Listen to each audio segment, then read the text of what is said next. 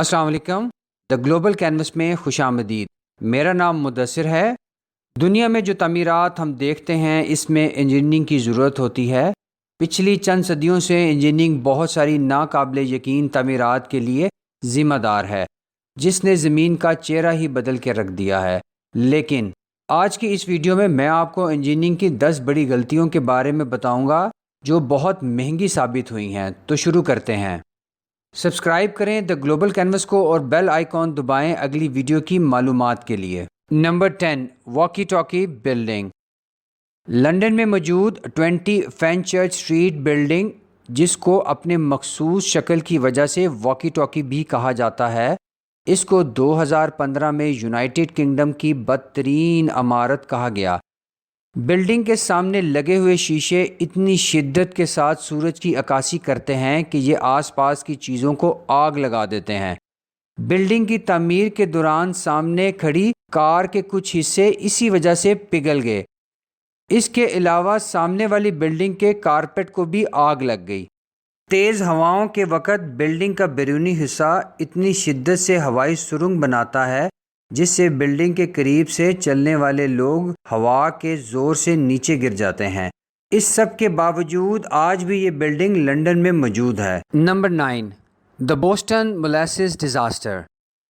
مولیسز ایک سٹیکی لیکوڈ ہے جو گنے سے چینی بنانے کے دوران بنتا ہے۔ بوسٹن کے ایک گودام میں 2 ملین گیلن سے زیادہ مولیسز رکھنے کے لیے 50 فٹ اونچا سٹیل ٹینک بنایا گیا تھا۔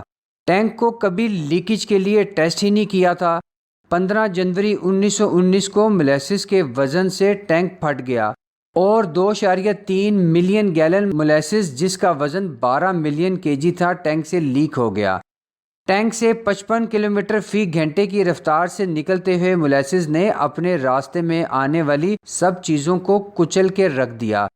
ٹینک کے لیک ہونے سے 21 لوگوں کی اموات واقع ہوئی، 150 کے قریب زخمی ہوئے اور بیشتر گاڑیاں اور گھر تباہ ہو گئے۔ نمبر 8، دا جان ہینکاک ٹاور۔ بوسٹن میں موجود 62 منزلہ جان ہینکاک ٹاور کو اس وقت کے مشہور آرکیٹیکٹ ہنری نے ڈیزائن کیا تھا۔ اس بلڈنگ کی کنسٹرکشن کے دوران بہت سے مرر، جن کا وزن 225 کلو گرام تھا، خود بخود نیچے گر جاتے تھے۔ یہ سلسلہ 4 سال تک چلتا رہا اور جب بھی ہوا 72 کلومیٹر فی گھنٹہ کی رفتار سے زیادہ ہوتی، پولیس کو آس پاس کی سڑکیں بند کرنا پڑتی۔ بے تحاشا مرر کے گرنے کے بعد پلائی ووڈ لگا کر ان مرر کو بند کرنا پڑا۔ بعد میں پتہ چلا کہ ونڈو کا ڈیزائن ہی صحیح نہیں تھا، جس کے بعد بلڈنگ کی 10,000 سے زیادہ کھڑکیوں کو تبدیل کرنا پڑا۔ اس کے علاوہ یہ ٹاور ہوا کا مقابلہ بھی نہیں کر سکتا تھا۔ تیز ہوا کے وقت بلڈنگ کی اونچی منزلیں ہلا کرتی تھیں اور وہاں کے رہائشی بے چینی اور بے آرامی محسوس کرتے تھے۔ اس کے باوجود کہ یہ سارے معاملات کو بعد میں حل کر دیا گیا تھا، مگر یہ بلڈنگ آرکیٹیکٹ کے لیے شرمندگی کا باعث بنی اور بلڈنگ کی کاسٹ میں بھی خاطرخواہ اضافہ ہوا۔ نمبر 7، حیات ریجنسی واک وے۔ کینٹس سٹی میں موجود 40 منزلہ حیات ریجنسی ہوٹل کی مین لابی اس کی خوبصورتی کا شاہکار تھی۔ لابی کے اوپر دوسری، تیسری اور چوتھی منزل پر ڈیزائنر نے سٹیل، گلاس اور کنکریٹ کی مدد سے واک ویز بنائے تھے جس پر لوگ چل سکتے تھے۔ ان واک ویز کو روڈ اور بولٹ کی مدد سے کھڑا کیا گیا تھا۔ 1981 میں ہوٹل کی لابی میں چائے پارٹی چل رہی تھی جس میں 1600 کے قریب لوگ موجود تھے کہ اچانک دوسری اور چوتھی منزل کے واک ویز نیچے گر گئے، جس سے 114 لوگ مارے گئے اور 216 زخمی ہوئے۔ انویسٹیگیشن کے دوران معلوم ہوا کہ ٹھیکیدار نے واک ویز کے اصل ڈیزائن میں تبدیلی کی، جسے انجینئرز نے غلطی سے منظور بھی کر دیا۔ اس تبدیلی کے بعد جو روڈ استعمال کیے گئے وہ اتنے پتلے تھے کہ ان کی مدد سے واک ویز بامشکل سے کھڑے ہو سکتے تھے اور وہ لوگوں کا وزن تو بالکل بھی برداشت نہیں کر سکتے تھے۔ اسی وجہ سے جب پارٹی کے دوران کافی لوگ اس واک ویز پر جمع ہوئے تو یہ نیچے گر گیا۔ نمبر 6، ٹیکوما نیروز برج۔ واشنگٹن میں موجود ٹیکوما نیروز سسپینشن برج کو 1940 میں ٹریفک کے لیے کھولا گیا تھا۔ برج ٹیکوما نیروز کو پار کرنے کے لیے بنایا گیا تھا اور یہ اس وقت دنیا کا تیسرا بڑا برج تھا، مگر اس میں ایک بڑا ڈیزائن فالٹ تھا۔ 2 لینز ہونے کے باوجود برج کے ڈیزائنر نے نسبتاً چھوٹے سٹیل گارڈر کا استعمال کیا، جس سے اس برج کو زیادہ مضبوطی نہیں ملی۔ اس وجہ سے جب بھی تیز ہوا چلتی تو برج جھولنے لگ جاتا۔ برج کے بنانے کے 4 مہینے کے بعد ہی نومبر 1940 میں 40 کلومیٹر فی گھنٹہ کی تیز ہوا کی وجہ سے یہ برج ٹوٹ کر پانی میں گر گیا۔ Number 5، even centre. Even centre Chicago کی چوتھی سب سے بڑی بلڈنگ ہے جو 83 منزل پر مشتمل ہے اور اس کی ہائٹ 1136 فٹ ہے۔ 1974 میں مکمل ہونے والی یہ بلڈنگ کو 2 انجینئرنگ فرمز نے مل کر ڈیزائن کیا اور اس وقت یہ شکاگو کی سب سے بڑی جبکہ دنیا کی چوتھی سب سے بڑی بلڈنگ تھی، اور اس میں 43,000 اٹالین کرارا ماربل سلیبز لگائے گئے تھے۔ آرکیٹیکٹ نے جو ماربل کا چناؤ کیا وہ باقی ماربل کی نسبت کافی پتلا تھا جو کہ کنسٹرکشن میں استعمال ہوتا ہے۔ بلڈنگ کے مکمل ہونے کے 1 سال کے اندر ہی ایک 160 کلو گرام کا ماربل سلیب ساتھ والی بلڈنگ کی چھت پر جا گرا۔ اس کے کچھ عرصے بعد یہ ماربل کافی جگہ سے کریک ہو گیا تھا اور اسے گرنے سے روکنے کے لیے سٹین لیس سٹیل کا استعمال کرنا پڑا۔ 1990 سے 1992 کے دوران اس بلڈنگ سے یہ ماربل اتار کر سفید گرینائٹ لگایا گیا جس پر $80 ملین کی لاگت آئی۔ یوں انجینئرز کا کرارا ماربل استعمال کرنے کا فیصلہ بہت مہنگا پڑا۔ Number 4، lotus river side complex. China کے شہر شنگھائی میں موجود lotus river side complex 11 residential apartment buildings ہیں۔ ہر بلڈنگ 13 منزلوں پر مشتمل ہے۔ 27 جون 2009 کو ان 11 بلڈنگ میں سے ایک بلڈنگ ایک سائٹ پر گر گئی جس سے ایک مزدور کی موت واقع ہو گئی۔ یہ بلڈنگ کنسٹرکشن کے آخری مراحل میں تھی اور 629 میں سے 400 یونٹ سیل بھی ہو چکے تھے۔ بلڈنگ بنانے کے بعد مزدوروں نے انڈر گراؤنڈ گراج بنانے کے لیے نیچے زمین سے بہت ساری مٹی نکال لی اور نکالی ہوئی مٹی کو دریا کے کنارے پھینک دیا۔ ڈھیر ساری مٹی کے وزن سے دریا کا کنارہ ٹوٹ گیا اور بہت سا پانی زمین کے اندر چلا گیا جو عمارت کے نیچے کیچڑ کی بنیاد بنا، جس کی وجہ سے بلڈنگ ایک سائڈ کو گر گئی۔ Number 3، Sampoong department store.